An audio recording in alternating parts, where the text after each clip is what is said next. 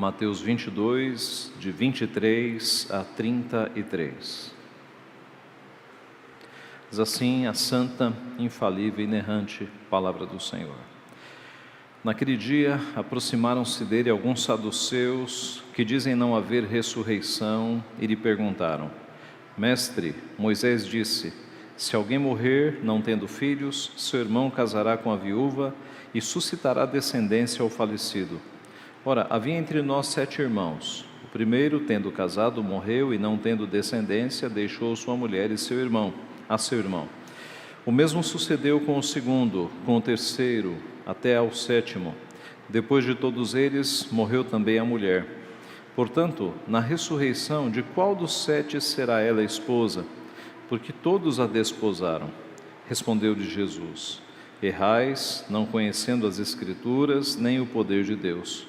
Porque na ressurreição nem casam, nem se dão em casamento, são, porém, como os anjos no céu. E quanto à ressurreição dos mortos, não tendes lido o que Deus vos declarou? Eu sou o Deus de Abraão, o Deus de Isaque e o Deus de Jacó. Ele não é Deus de mortos, e sim de vivos. Ouvindo isto, as multidões se maravilhavam da sua doutrina. Vamos orar mais uma vez. Pai Santo, Deus bendito, mais uma vez estamos diante da Tua santa palavra, com ensinamentos preciosos para a nossa vida.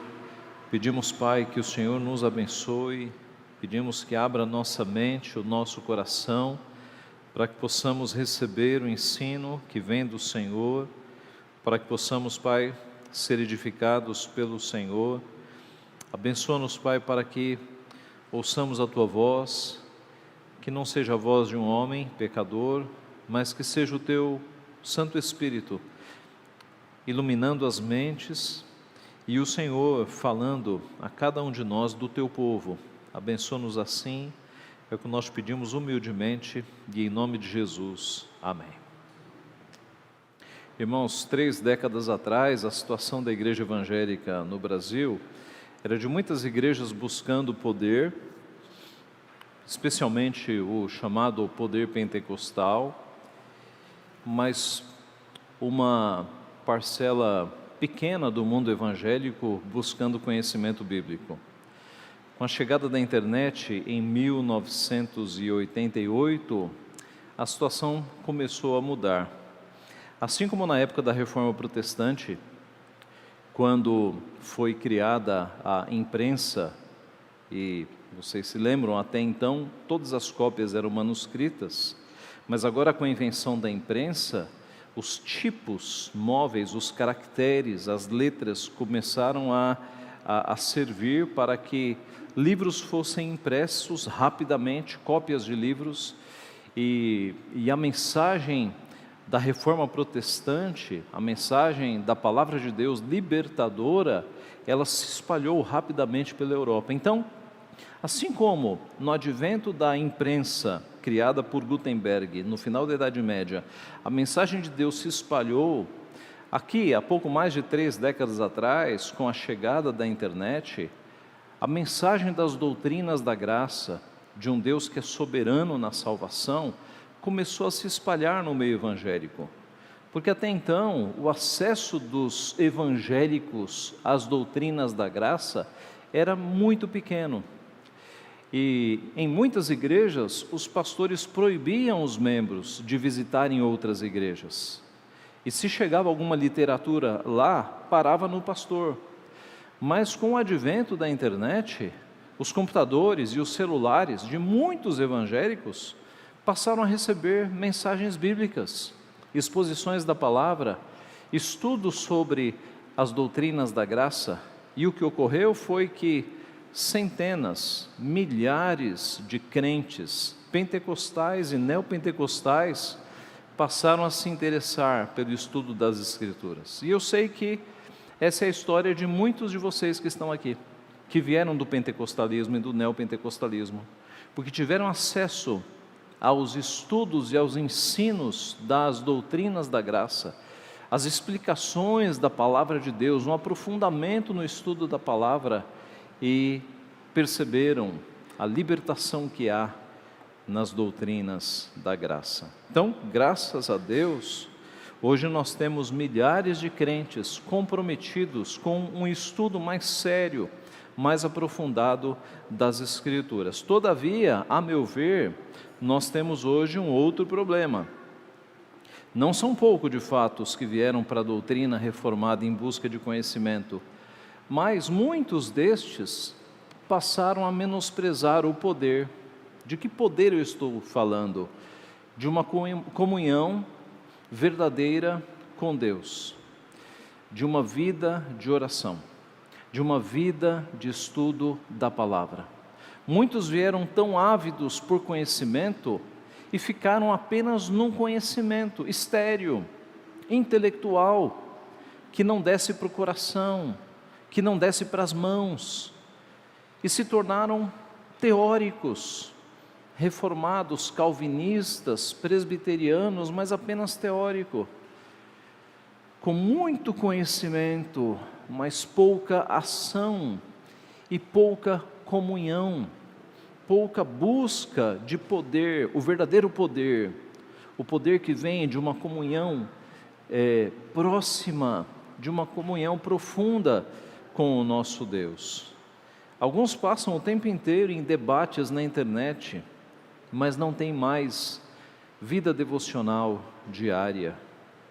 E assim, até conhecem o poder de Deus na teoria, porque leem a Bíblia, ou pelo menos conhecem o que está escrito nela, mas não experimentam o poder na prática, não experimentam o poder que é a vida de oração, não experimentam o poder que é você pela manhã ler a palavra e Deus falar contigo, diretamente contigo por meio da palavra.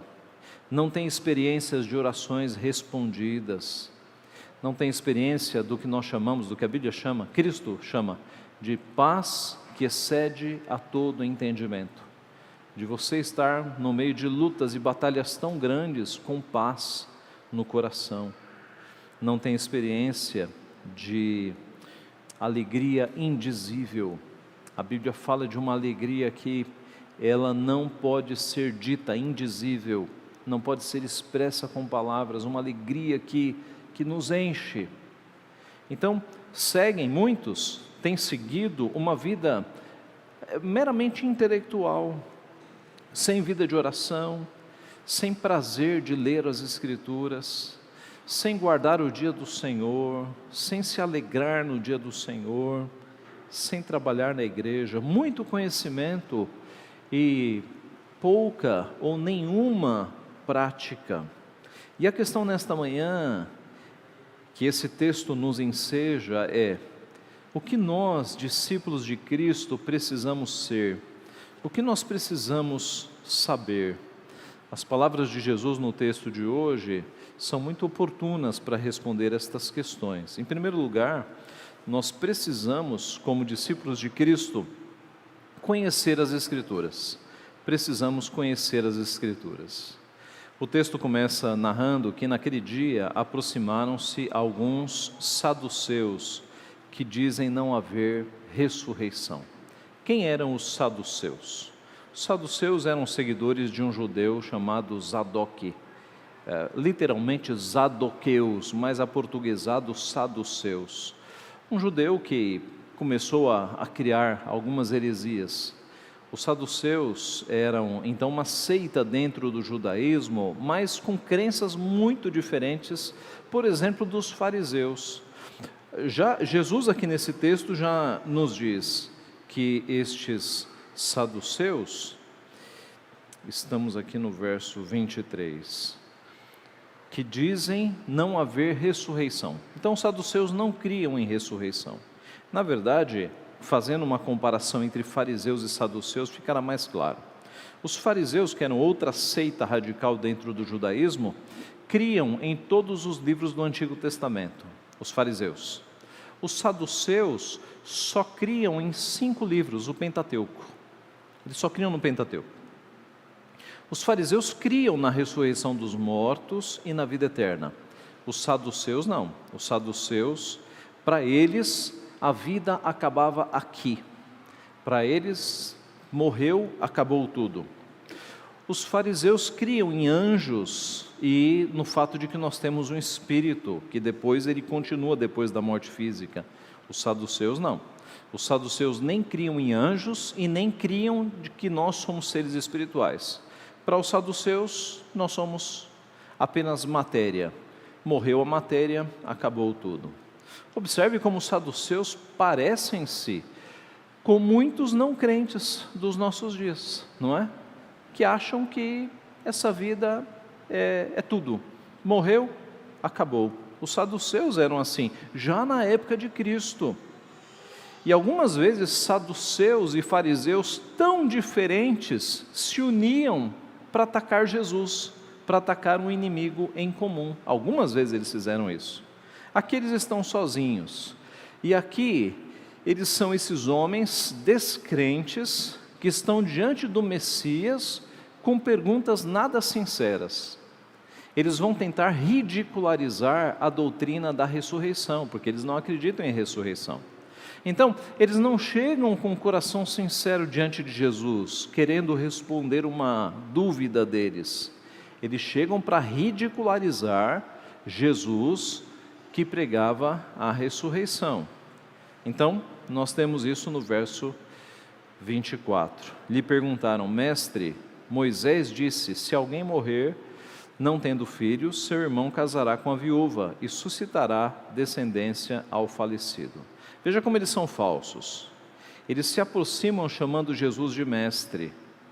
É óbvio que eles não consideravam Jesus mestre, porque Jesus ensinava tudo que eles não criam. Eles não criam em nada do que Jesus ensinava.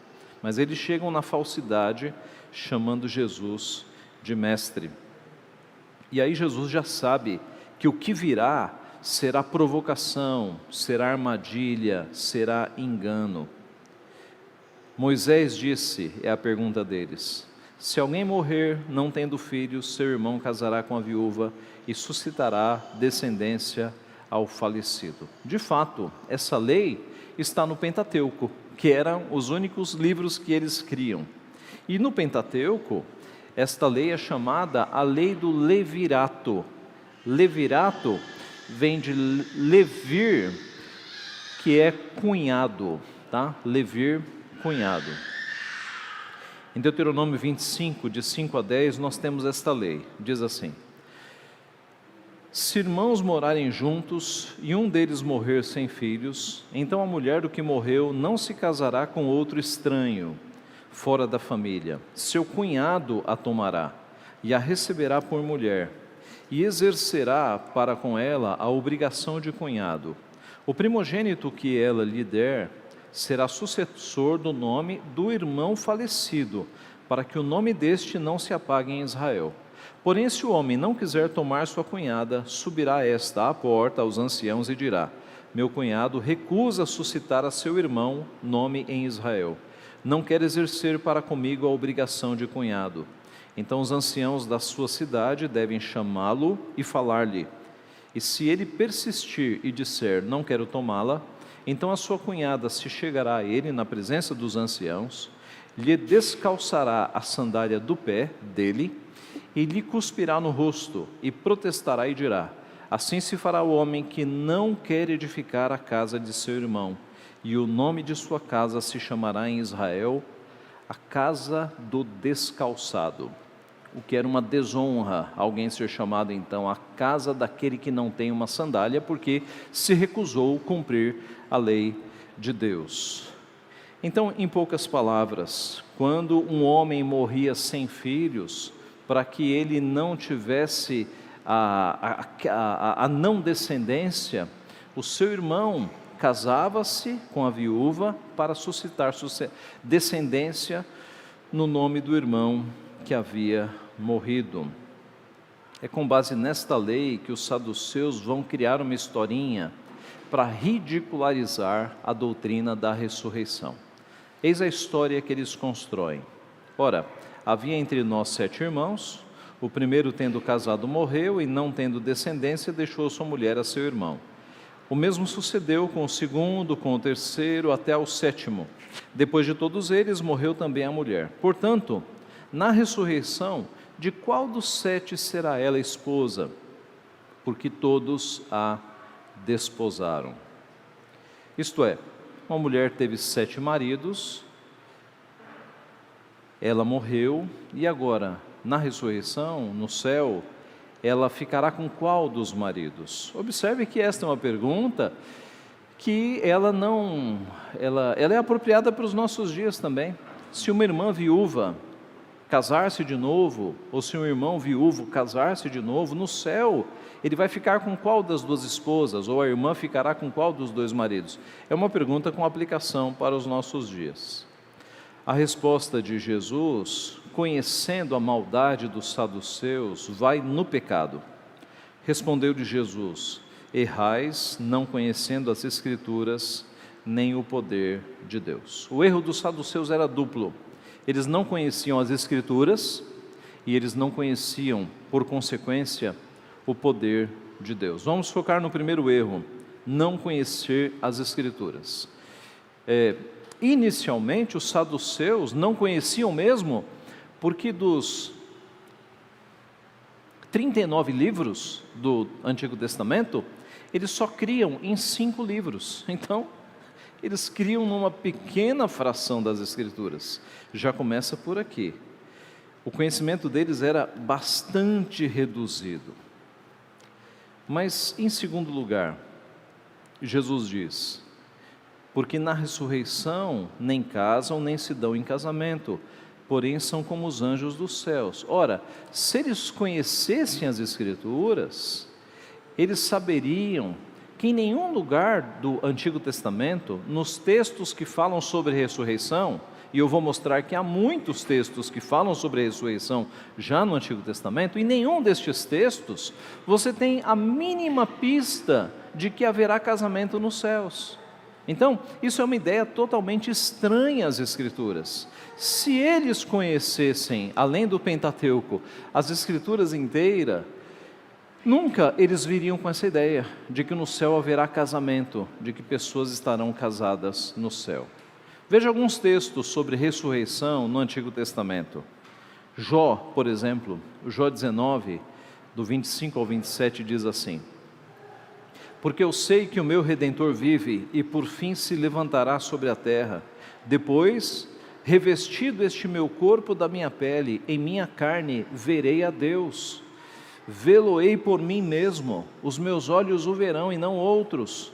De saudade me desfalece o coração dentro de mim. Jó não está falando que ele vai ver a Deus em vida. Ele está falando de um novo corpo que ele receberá, ou o revestimento deste corpo, e ele verá a Deus na vida eterna.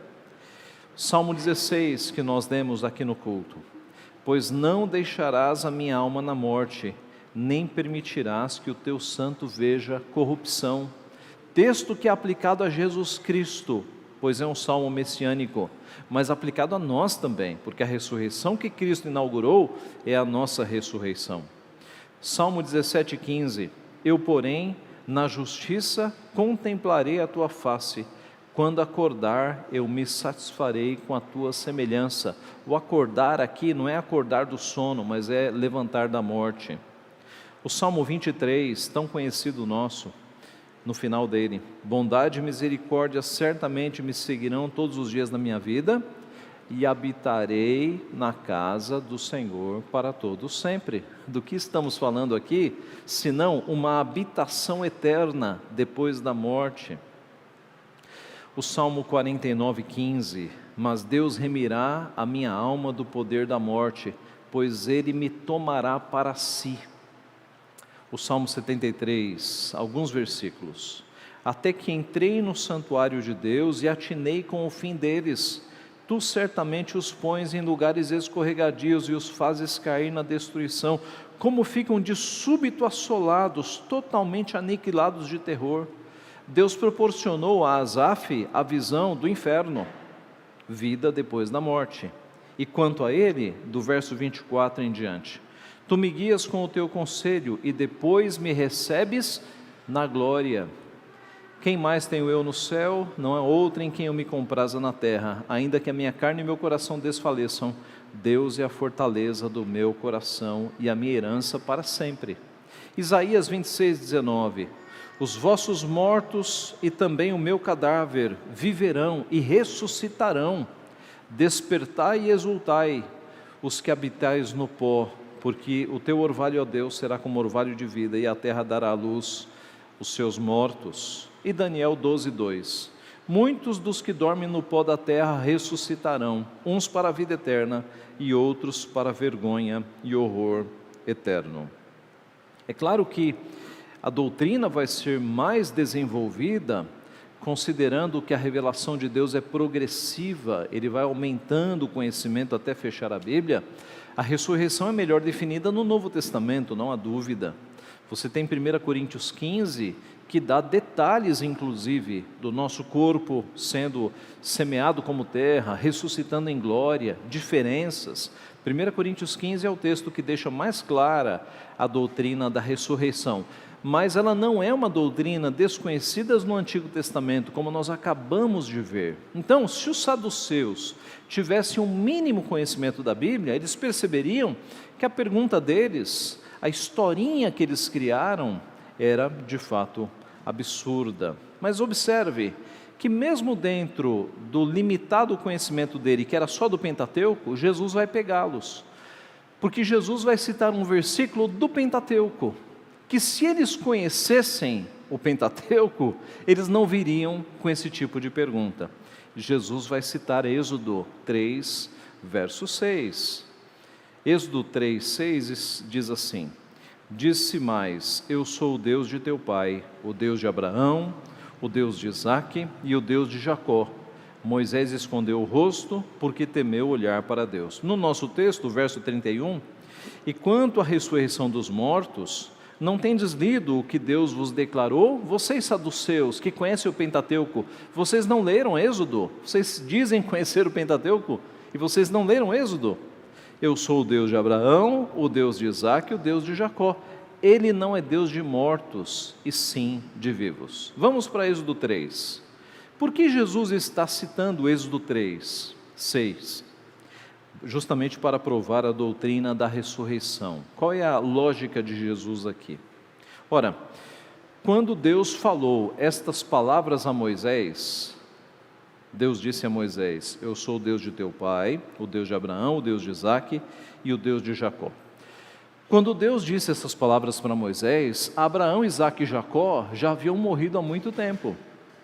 E Deus não disse, eu fui o Deus de Abraão, eu era o Deus de Abraão, mas ele usa no tempo presente, eu sou o Deus de Abraão, eu continuo sendo o Deus de Abraão, de Isaque e de Jacó. Por quê? Porque eles estão vivos, porque eles estão na minha presença, não estão vivos em corpo, é óbvio, mas eles estão vivos espiritualmente. Então, Deus, ao falar com Moisés, dizendo, eu continuo sendo o Deus de Abraão, o Deus de Isaque e o Deus de Jacó, Deus está mostrando, e aí Jesus conclui, que Ele é um Deus de vivos, Ele não é um Deus de mortos, porque Abraão, Isaque e Jacó estão vivos espiritualmente na presença de Deus. É este o argumento que Jesus usa. Jesus está dizendo, saduceus, vocês não conhecem nem o Êxodo, em que Moisés afirmou, Deus afirmou a Moisés a existência pós-morte, porque ele continua sendo o Deus de Abraão, de Isaque e de Jacó. Deus não é Deus de mortos, Deus é Deus de vivos. Observe então que esses saduceus conheciam nada das Escrituras. E aí a repreensão de Jesus, errais porque não conheceis as Escrituras. A primeira lição que nós temos aqui então é essa: como discípulos de Cristo, nós temos que conhecer bem as Escrituras. E para conhecer, nós temos que fazer o quê? Temos que ler. Uma vez por mês? Não, uma vez por dia. Se você quer de fato conhecer as Escrituras, você tem que ler todos os dias, porque as Escrituras são 66 livros. Então, a leitura diária vai fazer com que você conheça de fato as Escrituras. Crianças que estão aqui e adolescentes, quando vocês precisam aprender um assunto para ir bem na prova, O que é que vocês fazem? Vocês estudam, não é? Vocês vão lá no assunto e estudam para aprender. A Bíblia vai ajudar vocês, não na prova de matemática ou na prova de geografia, mas nas provas da vida, quando vocês se tornarem adultos. A Bíblia vai ajudar vocês com algumas questões muito difíceis, como por exemplo, com quem namorar, com quem casar, que profissão escolher, qual trabalho aceitar. A Bíblia dará sabedoria para que vocês tomem essas decisões, que são tão difíceis na vida, mas vocês têm um manual para te ajudar nessas decisões difíceis. Então, crianças, adolescentes, leiam a Bíblia todos os dias. A Bíblia diz que aqueles que leem a Bíblia se tornam mais sábios do que os idosos. É possível um adolescente ser mais sábio do que um velho? É possível, se ele estiver cheio da palavra de Deus. Então, adquira sabedoria com o estudo da palavra. Adultos, quanto tempo vocês gastaram para fazer bem as coisas que vocês fazem bem? Em qualquer área, seja você uma dona de casa que cuida bem da sua casa, alguém que faz belos bolos, alguém que vende bem, alguém que produz coisas. Quanto tempo vocês gastaram na profissão de vocês para fazer bem aquilo que vocês fazem bem? Gastou tempo. Então, para vocês conhecerem bem as Escrituras, é preciso gastar tempo, todos os dias, uma porção, todos os dias, que seja 5 minutos, 10 minutos, para que você aprenda a palavra de Deus. Então, para acertar nesta vida, é preciso conhecer as Escrituras, ter a Bíblia guardada no coração, na mente, lê-la todos os dias. Mas pastor, eu leio, mas eu não consigo guardar tudo o que eu leio. Ora, mesmo assim, continue lendo. De fato, a gente lê um texto e não guarda 100% do texto. A nossa mente tem limitações, mas o exercício da leitura é importante. Conta-se uma história que certa vez um homem deu uma ordem a pessoa que estava ali, ao seu servo, de que ele enchesse um reservatório de água que estava no final de uma grande escadaria. Imagine uma escadaria aí com 100 degraus. E ele, com um balde de madeira, um balde com muitas frestas, ele ia até o poço, retirava a água e começava a subir a escada com aquele balde. Mas como era um balde de madeira, a água ia se escorrendo pelas frestas. E quando ele chegava lá em cima, no final da escadaria, talvez 10% da água restava apenas. A maior parte da água tinha ficado ali pelo caminho. E ele fez isso 1, 2, 3, 4, 5, 6 vezes. E aí, inconformado, porque a quantidade de água que ele retinha lá em cima era tão pequena, ele chamou o superior e falou: superior, a quantidade de água que eu retenho aqui em cima é muito pequena. E o superior falou: sim, mas você viu como as escadas estão limpas? Você viu como a escada, os degraus ficaram limpos? O mesmo é com a palavra. Você não vai guardar tudo o que você lê, mas no exercício diário, as escadas da tua vida vão ficando limpas, no exercício diário. Porque Cristo falou: santifica-os na palavra, a tua verdade é a palavra. Santifica-os na palavra, na verdade, a tua palavra é a verdade. A tua palavra é a verdade, santifica-os na verdade. Então, a Bíblia é meio de santificação, a Bíblia é meio de graça. Quando nós lemos a Bíblia, de fato, como um exercício de consagração a Deus, nós somos santificados. A Bíblia nos santifica. Leia a Bíblia todos os dias, que a tua vida vai ficar mais limpa. O exercício de leitura diária da Bíblia torna a nossa vida mais limpa, a santificação vai operando.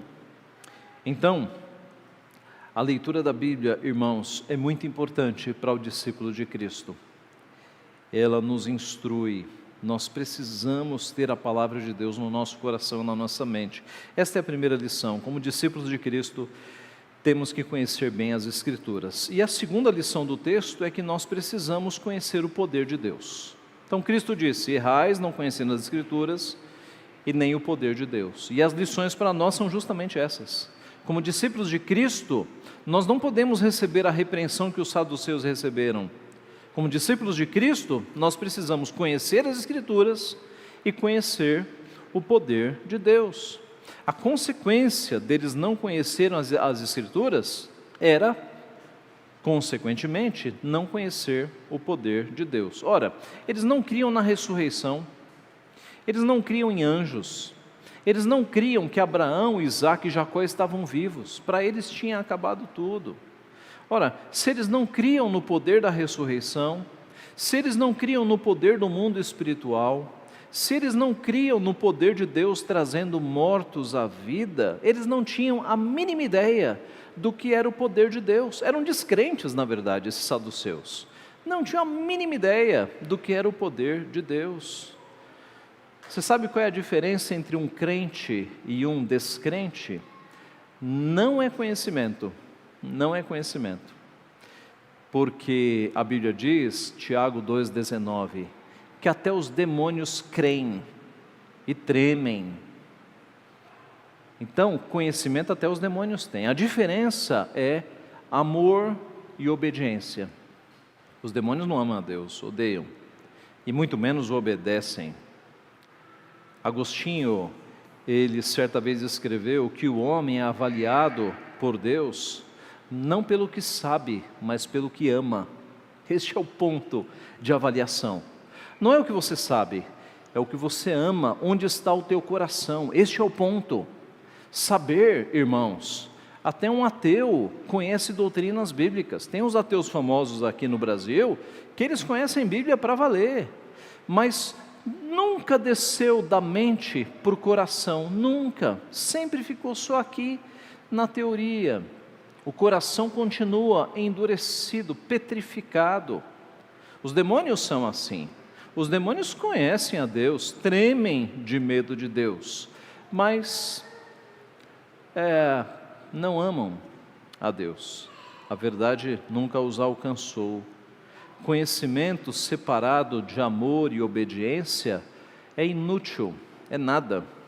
O pastor J.I. Packer, no livro Conhecimento de Deus, escreveu o seguinte: conhecer a Deus é mais do que saber sobre Ele, é entrar em contato com Ele, enquanto Ele se revela a você, e ser dirigido por Ele à medida que toma conhecimento de você.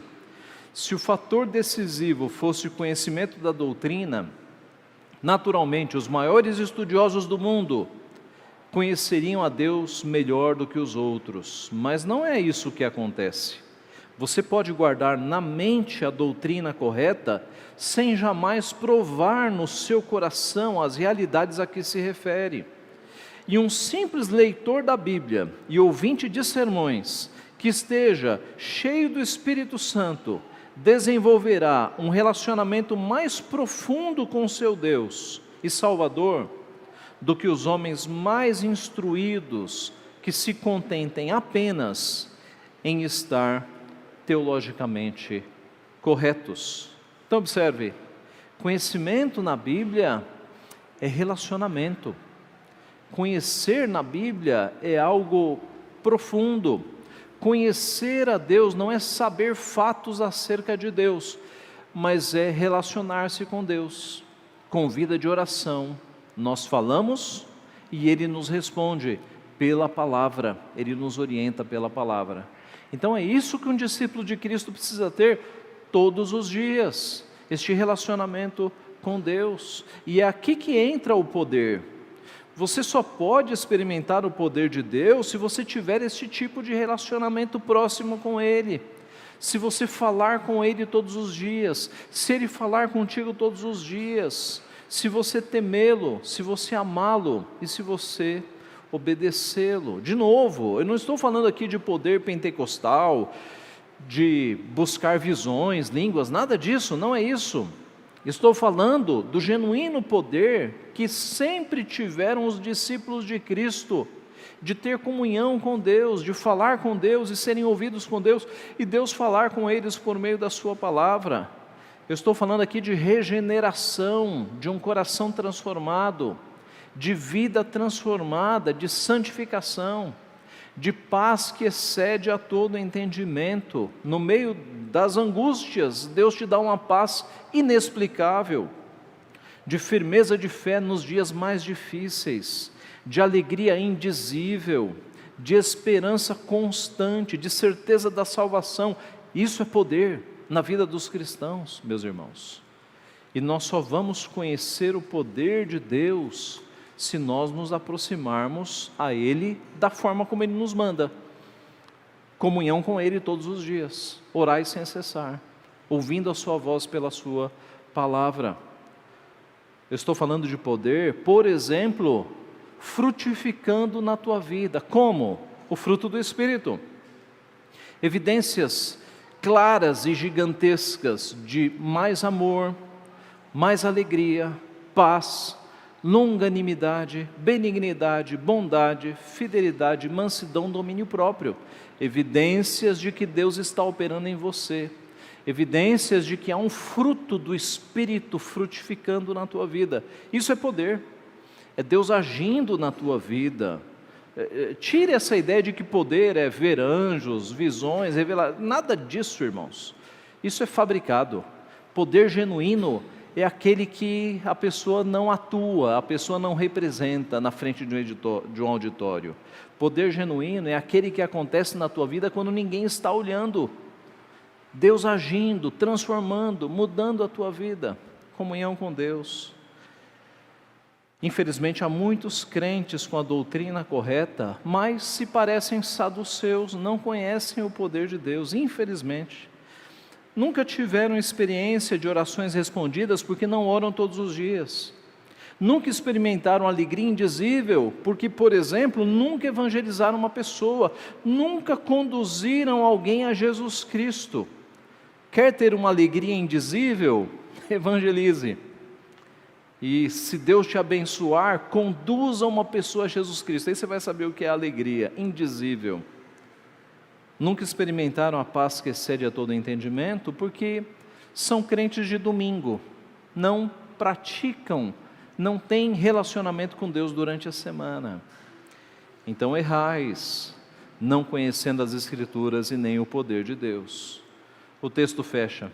Ouvindo isto, as multidões se maravilhavam da sua doutrina. Por que as multidões se maravilhavam? Ora, com razão, porque Jesus não ensinava como ensinavam os escribas e fariseus, citando apenas os seus mestres. Jesus ensinava com autoridade. Jesus passava conhecimento e vida, doutrina e prática. Jesus falava e ensinava com vida, com autoridade.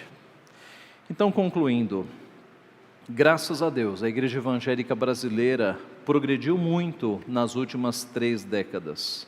E nós devemos orar para que mais e mais crentes, irmãos de outras denominações, descubram as doutrinas da graça, se libertem do legalismo, das doutrinas de homens, percebam que Deus é soberano na salvação, que nós não precisamos fazer nada para ser salvos, porque Cristo fez tudo, e isso é libertador, de que nós não devemos temer perder a salvação, porque se Cristo conquistou a salvação para nós, como é que nós vamos perdê-la?